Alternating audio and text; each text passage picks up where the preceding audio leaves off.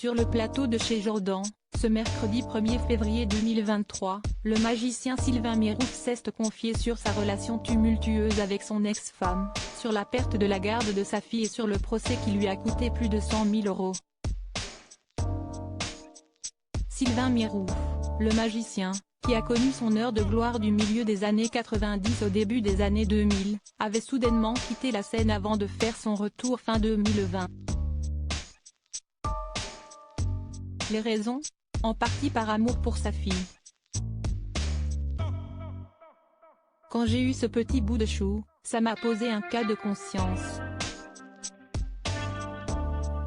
Je voulais pouvoir sortir dans la rue sans être enquiquinée tous les 50 mètres. Je voulais qu'elle grandisse normalement, avait-il expliqué sur Fréquence Edge. Cependant, triste nouvelle, en juillet 2020, Sylvain Mirouf a révélé qu'il ne voyait presque plus son enfant. Ça fait quelques années que ça dure. La séparation avec sa mère s'est très mal passée, avait-il confié à Télé Loisirs. Conséquence, cela fait 1 an que je ne l'ai pas vu. Je connais beaucoup de couples qui connaissent des difficultés après une séparation, mais moi je figure dans le top 10 du pire, avait déclaré l'illusionniste. Aujourd'hui, le 1er février 2023, sur le plateau de chez Jordan, il évoque à nouveau sa relation avec sa fille.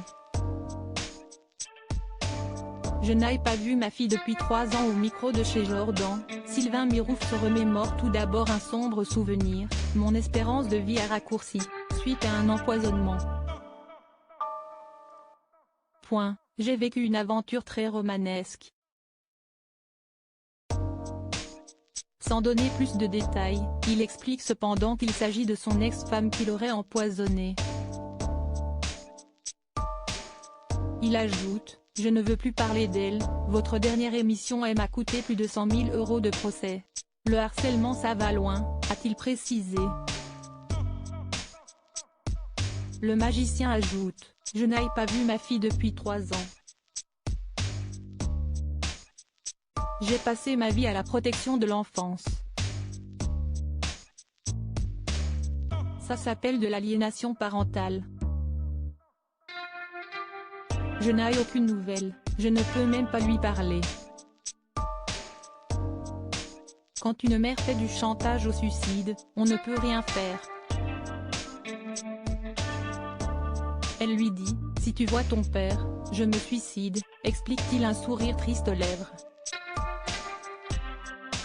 Aujourd'hui, sa fille a 16 ans. Elle n'a aucune nouvelle de moi. Si elle m'entend, je lui dis que je l'aimais de tout mon cœur, de toute mon âme. On espère que sa fille entendra ce doux message.